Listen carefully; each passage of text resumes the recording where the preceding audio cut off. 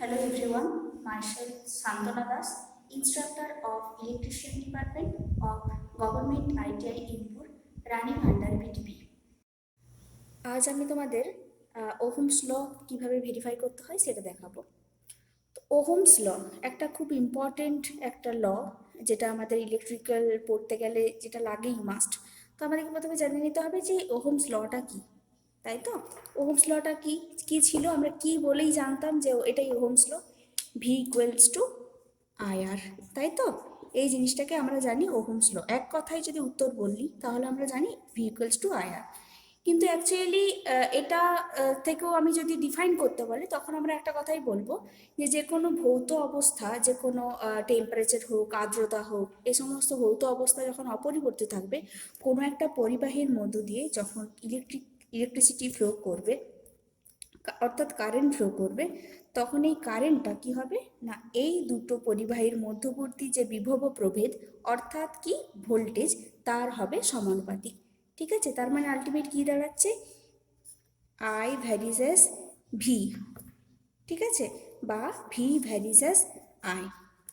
ঠিক আছে, মানে কি আলটিমেট এটা আমরা বেশি মনে রাখবো, এই দুটো পরস্পরের সাথে কি হবে, সমানুপাতিক হবে। তাহলে ভোল্টেজটা যদি আয়ের সাথে সমানুপাতিক হয়, তাহলে এই ভ্যারিজাসটাকে কাটানোর জন্য আমাদেরকে একটা কি করতে হবে, ভি ইকুয়ালস টু আই, আর একটা ধ্রুবক আনতে হবে, অনুপাত ধ্রুবক, তাই তো? এখানে কি আরটা হচ্ছে একটা কনস্ট্যান্ট রাশি, ঠিক আছে, আর এই আরটাকেই আমরা জানি রোধ বা রেজিস্ট্যান্স। তাহলে কি হচ্ছে, এই ওহমস ল থেকেই কিন্তু আমরা আরটাকে পাচ্ছি। আরটা কি করছে না, কোনো একটা সার্কিটের মধ্যে দিয়ে যখন ভোল্টেজ কারেন্ট ফ্লো করছে, সেই কারেন্ট ফ্লোটাকে কিন্তু বাধা দিচ্ছে রেজিস্ট্যান্স। ঠিক আছে, তাই ভোল্টেজের জন্য কি ভোল্ট ইউনিট, আয়ের জন্য কি, আয়ের জন্য অ্যাম্পিয়ার, আর রেজিস্ট্যান্সের জন্য কি ওহম। ঠিক আছে, যেহেতু ওহমস ল থেকেই পাওয়া যাচ্ছে তাই রেজিস্ট্যান্সের ইউনিট কিন্তু ওহম। এবারে দেখে নিই কী কী আমাদের লাগবে সার্কিট বানাতে।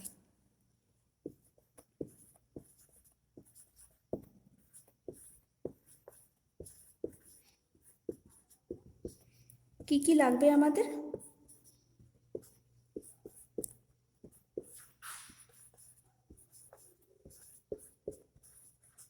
অ্যামমিটার লাগবে, সেকেন্ড ভোল্ট মিটার লাগবে, আর লাগবে রিওস্ট্যাট বা ভ্যারিয়েবল রেজিস্ট্যান্স, এটাও লাগবে একটা। ফোর্থ, যেগুলো মেটেরিয়ালস যেমন PVC wire, connecting wire, switch,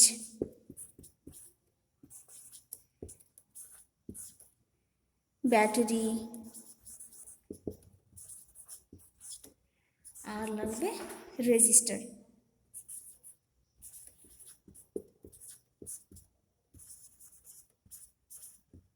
এটা ফিক্সড।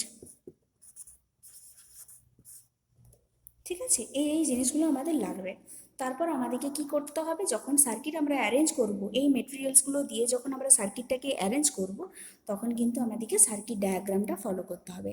এবার এখানে সার্কিট ডায়াগ্রামটা,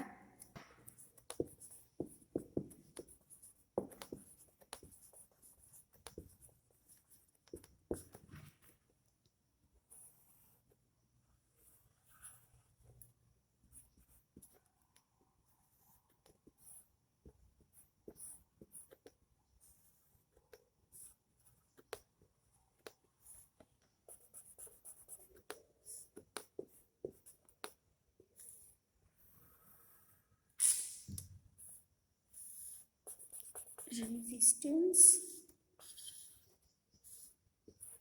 এটার পাশে একটা ভোল্ট মিটার থাকবে,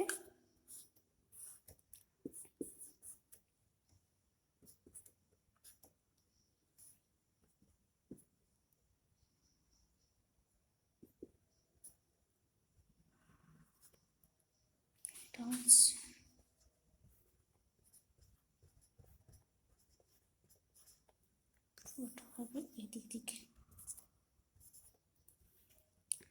দেখো, এটা হচ্ছে আমাদের সার্কিট ডায়াগ্রাম, ঠিক আছে। এখানে কি আছে, এখানে একটা দেখো ব্যাটারি লাগানো আছে। আর প্রথমেই বলে দিই ওহমস ল, এটা হচ্ছে দেখো, এটা তার মানে কি, এটা ডিসি সোর্স, ভোল্টেজ ব্যাটারি যেহেতু লাগানো আছে, এটা একটা ডিসি সোর্স। তো পজিটিভ থেকে নেগেটিভের দিকে কারেন্টটা ফ্লো করবে, এদিকে কারেন্টটা দেখো ফ্লো করছে, ঠিক আছে। রিওস্টেট থাকছে, সুইচ থাকছে। এবার সুইচের একটা ফাংশন আছে, সুইচ অন অফ করব, অন করব যখন, তখন কি হবে, তখন একটা ওপেন পাথ থাকবে, তখন কিন্তু আমরা কোনো ইয়ে করবো না। কিন্তু যখন সুইচটাকে আমরা অন পজিশনে রাখবো, তখন কি হবে, ক্লোজড পাথ হয়ে যাবে, তখন আমরা রিডিং নেব। অবজারভেশন টেবিলটাও আমরা কিন্তু সাথে সাথে করে নেব।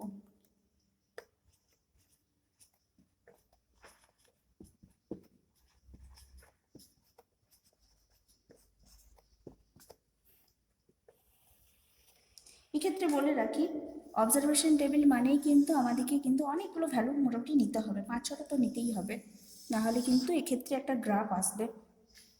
ভিআই ক্যারেক্টারিস্টিক্স, ঠিক আছে, ওহমস ল, তো ওহমস লয়ের মেন যেগুলো কম্পোনেন্টস, ভোল্টেজ আর কারেন্ট, এগুলোর উপরই বেস করেই এটা ভেরিফাই হচ্ছে। সুতরাং আমাদেরকে কিন্তু অনেকগুলো ভ্যালু নিতে হবে, না হলে কিন্তু গ্রাফ আসবে না ঠিক মতো। এটা হচ্ছে ভোল্ট মিটার রিডিং, আর এটা হচ্ছে অ্যামমিটার রিডিং।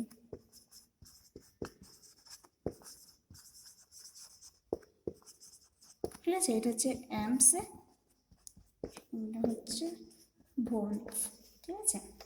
এই 1-2 করে আমাদের আমরা ভ্যালু নিতে হবে। এবার কিভাবে আমরা নেবো সেটা আমরা দেখে নিই।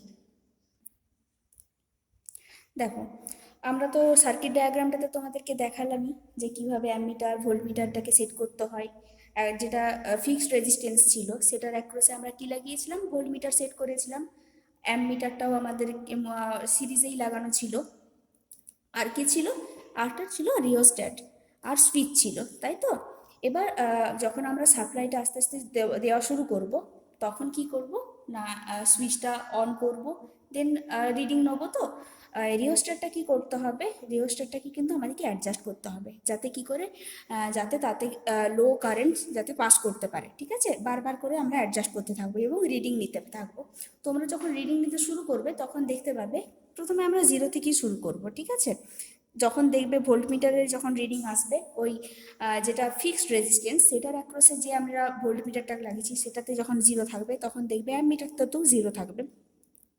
আমি একটা অ্যাপ্রক্সিমেট ভ্যালু তোমাদেরকে বলছি, ঠিক আছে। এবার তোমরা ধরো ভোল্টমিটারে 2 নিলে, তখন কিন্তু অ্যামমিটারে মোটামুটি আসবে 5 কি 0.5 কি 0.6-এর মতো আসবে, ঠিক আছে। আবার ধরো ভোল্টমিটারের রিডিং হলো 4-এর মতো, তখন এখানে দেখবে 1.2 কি 1.1 এরকম আসবে, ঠিক আছে, 1.0 এরকম। 4-এ ধরো 6 নিলে, আর এখানেও আসলো 1.6 কি 1.5-এর মতো আসবে, ঠিক আছে। এভাবে কিন্তু 5-6 বার নিতে হবে। এবার আমাদেরকে কিন্তু ওই যে অবজারভেশন টেবিলটা, সেটাকে ফলো করে আমাদের কি করতে হবে না, গ্রাফটা আঁকতে হবে, মানে কি ভিআই ক্যারেক্টারিস্টিক্সটি আমাদেরকে তুলে ধরতে হবে। তো আমরা একটা রাফলি গ্রাফ করি, আঁকি। ধরো এটা এক্স এক্সিস আর এটা ওয়াই অ্যাক্সিস, ঠিক আছে। এখানটা তো একটা 0.0 থাকছেই। এবার আমরা এভাবে করে নেব। এটা হচ্ছে তোমার ভোল্ট মিটার যাবে, মানে ভোল্ট মিটারে যে সমস্ত রিডিংগুলো যাবে, সেগুলো এদিক দিকে আমাদের এক্স এক্সিস বরাবর আমরা ওগুলোকে যাবে ওগুলো।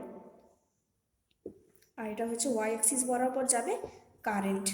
তাহলে আমাদের ভোল্ট মিটারের ক্ষেত্রে কি ছিল, 0 ছিল, কারেন্টের ক্ষেত্রেও কিন্তু 0 ছিল। এবার ভোল্ট মিটারে যখন 2 হবে, এখানে ধরো 2, 4, 6, 8 এইভাবে গেছে, আর এদিকে কি হবে, 0.5, 1, 1.5, 2 এরকমভাবে ইনক্রিজ করতে থাকবে। দেন দেখো আমাদের ছিল 0 থেকে 0, প্রথম যে ভ্যালুটা আমরা নিয়েছিলাম, একবার যখন রিওস্ট্যাটটাকে ভ্যারি করে করে তো আমাদেরকে ভ্যালুগুলো নিতে হচ্ছে, তাই 2-এর জন্য কত ছিল, 0.5, তার মানে দেখবে এখানে পয়েন্টটা আসবে।